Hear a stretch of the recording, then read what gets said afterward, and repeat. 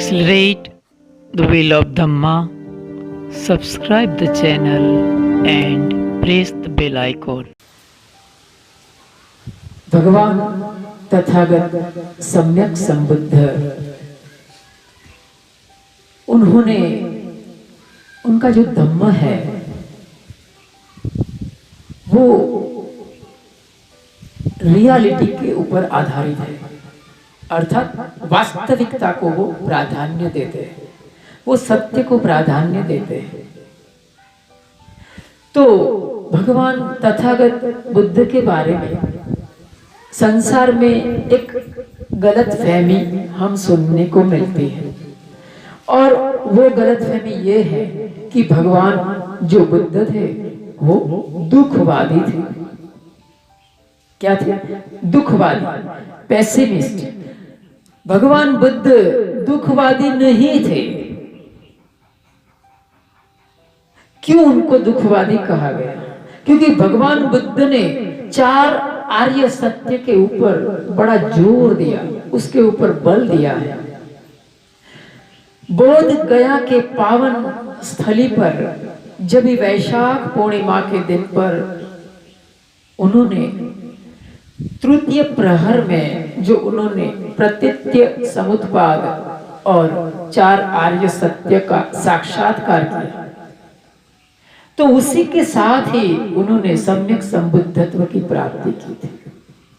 आज हम किसी को पूछते हैं कि ये संसार में दुख है, तो कहते हैं लोग कि उसमें क्या बड़ी बात है। हम भी जानते हैं कि दुख है, हम भी जानते हैं। आप भी कहेंगे कि हाँ बनते जी, हमको भी मालूम है कि दुख है, वृद्धावस्था आती है, व्याधिग्रस्त हो जाते, दुख तो है, उसमें क्या बड़ी बात है, भगवान बुद्ध ने नया क्या जाना। ये मेरे सामने प्रश्न उपस्थित हुआ था, इसीलिए आपको कह रहा हूं। जिस तरह से हम समझते हैं उस तरह से भगवान बुद्ध ने नहीं समझा था।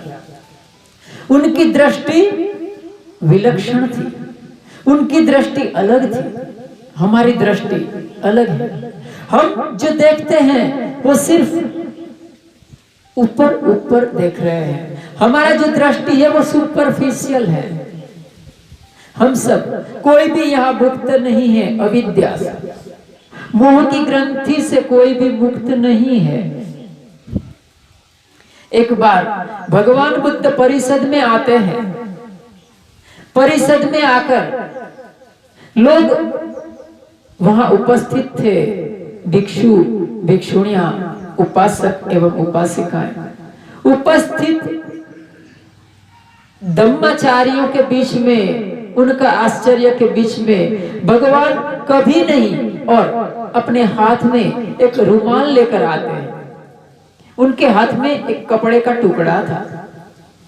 तो भगवान बुद्ध आकर, देखिए तथागत का एक नजरिया होता है, उनका धम्म देशना का एक उनकी शैली होती है, बड़ा ही विलक्षण होता है, बड़ा ही असाधारण होता है। तो वो क्या करते हैं, उसके हाथ में जो रुमाल था उसके ऊपर एक के बाद एक गांठें लगा देते हैं। 3 गांठें लगाते हैं। कितनी? 3 गांठें लगाते हैं। 3 गांठें लगाकर पास में ही, जिसको धम्म भंडारिक कहा जाता था, उनको पूछते हैं कि आनंद, ये रुमाल जो मेरे हाथ में है, क्या वो रुमाल वैसा ही है जैसा मैं लाया था? आनंद बड़ा ही उलझन में पड़ जाता है। एक दृष्टि से देखा जाए तो वो रुमाल था, वही था। दृष्टि से देखा जाए तो वो रुमाल वो नहीं भी था, क्योंकि उसके ऊपर 3 गांठें लग चुकी थी। तो भगवान बुद्ध दूसरी शिक्षा देते हैं। वो क्या करते हैं? वो करते हैं, रुमाल को दोनों छोर से पकड़ते हैं और खींचते हैं कि आनंद, मुझे ये रुमाल की 3 गांठों को खोलना है, और मैं खोलने की कोशिश कर रहा हूं। आनंद मुस्कुराता है कि भगवान, ये गांठें इस तरह से नहीं खुलेगी, तो तू ही बता आनंद, ये गांठें किस तरह से खुलेगी? तो हम भी जानते हैं, हमें गांठें, जब ये पतंग का सीजन, बच्चे उड़ा रहे हैं पतंग, तो कभी वो जटिल बन जाती है गुछ, तो उसे कैसे खोलते हैं? जैसे गूंच बनती है वैसे ही उसे खोला जाता है। जैसे गांठें लगाई थी भगवान, उसी तरह से वो गांठें खुलेंगी। तो भगवान बुद्ध ये हमारे जीवन की ही बात कर रहे हैं, दूसरे किसी के जीवन की बात नहीं कर रहे हैं। हमारे जीवन में भी गांठें हैं तीन, एक है राग, एक है द्वेष और दूसरा है मोह। राग, मुझे कुछ चाहिए, हाँ? मुझे कुछ प्राप्त कर लेना है, मुझे ये चाहिए, मुझे वो चाहिए, मेरे घर में ऐसी नहीं है तो ऐसी आ जाना चाहिए, मेरे घर में गाड़ी नहीं है तो गाड़ी होना चाहिए, मेरे घर में ये नहीं है वो नहीं है, मुझे ये व्यक्ति चाहिए, ये विषय चाहिए, चाहिए चाहिए चाहिए। इससे कहते हैं तृष्णा, उसे कहते हैं राग। तणहाय जायति शोको तणहाय जायति भयम तणहाय विपमुत्तस्य नत्थि शोको कुतो भयम। भय और शोक का नाम निशान नहीं रहेगा अगर हमारे जीवन में से राग चला जाता है। मुझे चाहिए, क्रेविंग चाहिए, और चाहने के लिए बहुत ही अच्छा आपको मालूम है, उसे कहते हैं इंटेलिजेंस कोटेड स्टूपिडिटी। जैसे शुगर कोटेड पिल्स होता है ना, वैसे इंटेलिजेंस कोटेड स्टूपिडिटी भी होता है। ऊपर ऊपर से इंटेलिजेंस लगता है, लेकिन उसका परिणाम जो आता है वो स्टूपिडिटी आता है। राग, हमें चाहिए, ये चाहिए, वो चाहिए, और उसी में हमारा जीवन चला जाता है। तो भगवान बुद्ध ने ये पहली गांठ थी, हम सब वो गांठ लेके घूम रहे हैं। दूसरी गांठ थी द्वेष की, मुझे नहीं चाहिए, ये नहीं चाहिए, मुझे करेले का सब्जी पसंद नहीं है, मुझे ये सीरियल फलानी पसंद नहीं है, मुझे ये सब्जी का ऐसा टेस्ट पसंद नहीं है, मुझे, है ना, बहुत कुछ हमारे जीवन में ऐसा नहीं चाहिए होता है। हटा दो मेरे जीवन में से ये, मुझे नहीं चाहिए, उसको कहते हैं द्वेष, एवर्शन। तो ये भी हमारे जीवन का बहुत बड़ा हिस्सा है। जहां जहां राग है, जहां जहां चाहिए है, जहां जहां क्रेविंग है, वहां वहां एवर्शन होगा। एक ही सिक्के के दो पहलू है, एक तरफ राग है तो दूसरी तरफ द्वेष है। और तीसरी गांठ थी मोह की। मोह किसे कहते हैं? मोह सबसे बड़ा जो हमें प्रभावित करता है वो मोह है। मोह हमारे आंख के ऊपर पर्दा है, वो हमें सत्य को समझने नहीं देता है। किस तरह से, मैं आपको एकदम अच्छे दृष्टांत से समझाऊंगा, आप समझ जाएंगे। ये जो जादूगर, आपने जादूगर का खेल देखा है कभी? जादूगर का खेल देखा होगा जीवन में। तो जादूगर क्या करता है मालूम है? जो चीज नहीं होती है वो आपको दिखाता है। सामने खंबा नहीं होगा, आपको हिप्नोटाइज करेगा वो, और सामने आपको खंबा दिखाई देगा। जो चीज नहीं है वो आपको दिखाई देगी। उसको क्या कहते हैं? मोहिनी। मोहिनी शब्द बना है मोह पर से। इल्यूजन, आपके अंदर एक इल्यूजन पैदा करता है वो। जो चीज है वो नहीं दिखाई देती है, और जो है वो दिखाई नहीं देती है। एक बार एक गांव में सब लोग शराबी थे, बड़े ही शराबी, एक नंबर के पियक्कड़। तो वहां का जो सज्जन लोग थे, उसने सोचा कि क्यों ना ये सब जो लोग हैं वो अच्छी तरह से शराब से मुक्त हो जाए। तो उसने एक भंते जी को निमंत्रण दिया और कहा कि आप आइए और ये लोगों को आप कुछ धम्म देशना दीजिए ताकि ये लोग शराब से मुक्त हो जाए। देखिए, मैं आपको समझा रहा हूं कि मोह की ग्रंथि क्या है। तो वो भिक्षु आता है और उनका बहुत बड़ा आयोजन किया जाता है, उसको धम्मदान का आयोजन किया जाता है, स्टेज बनाया जाता है, सब लोग बैठे हैं, सब एक के एक चढ़ के, बेवड़े पियक्कड़ सब बैठे हैं और सबको धम्म देशना सुना रहे हैं। बंते जी बहुत अच्छी धम्म देशना सुनाते हैं कि देखिए, ये जो शराब है वो सिर्फ हमारी काया में लीवर को नुकसान नहीं करता है, ओवरऑल हमारे पूरे शरीर को वो नुकसान करता है। इतना ही नहीं, समाज को, परिवार को, देश को, सब जगह वो नुकसान करता है, कुछ भी फायदा नहीं है। बहुत बड़ी धम्म देशना देने के बाद भिक्षु को लगा कि उसको अभी मैं जाते जाते एक डेमोस्ट्रेशन बताऊं, एक दृष्टांत बताऊं, एक एग्जाम्पल के तौर पर मैं उसे कुछ रजू करूं। तो उन्होंने क्या किया मालूम है? 2 बकेट भरी, एक स्टेज के ऊपर 2 बकेट लाए, एक में शराब भरी और एक में पानी भरा, और दूर कोई गधा घास खा रहा था तो गधे को पकड़कर ले आए वो, और पानी की बकेट में उन्होंने गधे का मुंह रहा।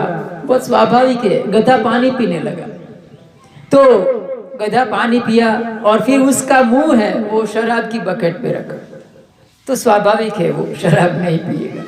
तो वो समझाते हैं कि देखिए ये एक पशु है, वो भी जानता है कि ये शराब है, वो जहर है, उसे पीना हमारे शरीर के लिए हानिकारक है। तो एक पियक्कड़ शराबी सभा में खड़ा हुआ और कहता है कि बनते जी, वो तो जो गधे होते हैं ना वो शराब नहीं पीते। ये कहते हैं, इसे कहते हैं मोह। जो चीज वो दुर्गुणों में से भी फायदा ढूंढ लेने का। हम एक बार रास्ते से गुजर रहे थे तो एक जगह एक पेंटर बड़ा सा बैनर बना रहा था। कौन सा बैनर मालूम है? वो cigarette smoking is injurious to health, वो बना रहा था, बहुत अच्छा पेंटिंग कर रहा था, लेकिन सिगरेट पीते पीते बना रहा था। बड़ा ही आश्चर्य है, इसे कहते हैं मोह। हमारे सबके जीवन में इस तरह की गांठें लिए हम घूमते हैं, तो ये जो गांठें हैं उसी तरह से खुलेगी जिस तरह से हमने लगाई है। तो जो विक्रम भाई जो बंसोड़े थे वो चले गए, और उसी के अनुसंधान में हम राग युक्त हमारा चित्त था, चले गए सो चले गए, हम उसे वापस नहीं ला सकते हैं, कल्पांत करके नहीं आ सकता है, कुछ भी नहीं हो सकता है। भगवान बुद्ध ने कहा है सल्ला सुत्त में कि दहराच महंताच ये बाला ये पंडिता सभ्य मच्चु वसवयन्ते सभ्य मच्चु परायणा, सब मृत्यु के अधीन है, कोई भी बच नहीं सकता है, हमारे हाथ में कुछ भी नहीं है। पिए ही विपयोगो दुखो अपिए ही संपयोगो दुखो, हम प्रिय को खो देते हैं और अप्रिय हमारे सामने आ जाता है। जो हमें पसंद नहीं है, जिसको देख के हम रास्ता क्रॉस कर जाते हैं, वो हमारे सामने आ जाता है। और जो हमें प्रिय है, हमें चाहिए, ये चाहिए, चाहिए व्यक्ति हो, विषय हो, वस्तु, वो हमारे सामने, वो हमसे दूर चला जाता है। यही धम्म का शैली है, यही धम्म का नियम है। तो इस तरह से जो विक्रम भाई बंसोड़े चले गए तो उसी के उसका जो देहांत हो गया, उसको हम कैसे यूज करें, इस दिन को हम कैसे यूज करें। तो मैं आपको बताऊं कि जो हमारा लाइफ है उसमें हर एक के लाइफ में एक यू टर्न आता है, एक यू टर्न आता है। उसी यू टर्न हमें जागरूक करता है, हमें झकझोरता है, हमें वो हमारे ऊपर पानी के छिड़के डालता है। और आपके सामने मैं एक भिक्षु के तौर पर आपके ऊपर पानी के छिड़के डाल रहा हूं, वो हमें जगाता है कि भाई जाग। वो तो चले गए, लेकिन हम उसके पीछे पीछे ही है। हमारी त्वचा कितनी भी सुंदर हो, कितना भी मुलायम हो, लेकिन हमेशा बने रहने वाली नहीं है। तो ये धम्म का जो कानून है कुदरत का, यही समझाता है मैं, we all are going to the graveyard. हम सब एक ही दिशा में जा रहे हैं, स्मशान की तरफ। तो वो चले गए सो चले गए, हमें उसी का जो यू टर्न आया ना। बहुत सारे लोग जीवन में जीवन मुक्त बन जाते हैं, अरहंत को प्राप्त कर लेते हैं, मुक्ति को प्राप्त कर ले, बड़ा बन जाते हैं, कुछ हासिल कर लेते हैं। वो कब हासिल करते हैं मालूम है? जब भी उसके जीवन में यू टर्न आता है। तो जो समझदार विद्वान लोग होते हैं वो जाग जाते हैं, और हम क्या करते हैं? हम करवट बदल के सो जाते हैं। तो ये समय करवट बदल कर सो जाने का नहीं है, थोड़ा चिंतन करना, थोड़ा मनन करना, थोड़ा अध्ययन करना, भगवान बुद्ध के धम्म का थोड़ा अध्ययन करना। शाम को जब भी आप सोते हैं थोड़ी देर बैठना, आंख बंद करके थोड़ा आनापानसति का अभ्यास करना, ध्यान का अभ्यास करना, जो चले गए हैं उसके प्रति मैत्री करना, धम्म का प्रतिपादन करना। यही आज के इस धम्म देशना का हार्द है, यही आपको बोध के स्वरूप में ग्रहण करना है। तो आज के इस दुखद अवसर पर मैं इतना ही कहूँगा। मैं अपनी धम्मवाणी का समापन करता हूँ। आप सबने मेरी बात को बहुत ही ध्यान से, बहुत ही गंभीरता से सुना, इस बदल आपका बहुत बहुत धन्यवाद। आपको कोई भी प्रश्न हो तो पूछ सकते हैं। बोलिए साधु साधु साधु। आशीर्वाद गाथा मैं बोलता हूँ। दुख पत्ता चनी दुखा, भय पत्ता चनी भया, शोक पत्ता चनी शोका, हुन्तु सते विपाणिनो, एतावता च अम्निः संपतं पुण्य संपदं, सब्बे देवा अनुमोदन्तु, सब संपत्ति सिद्धिया, दानं ददन्तु श्रद्धाय, शीलं रखन्तु सर्वदा, पावनाभिर्ता हुन्तु गच्छन्तु देवतागता, सवित्यो विभजन्तु सब रोगो विनश्यतु, माते भवतु अंतरायो, सुखी दीर्घायुको भव, भवतु सब मंगलम, रखन्तु सब देवता, सब बुद्धानुभावेन, सब धम्मानुभावेन, सब संघानुभावेन, सदा सुखी भवन्तु ते, सदा सुखी भवन्तु ते। साधु साधु साधु। बुद्धं नमामि, धम्मं नमामि, संघं नमामि।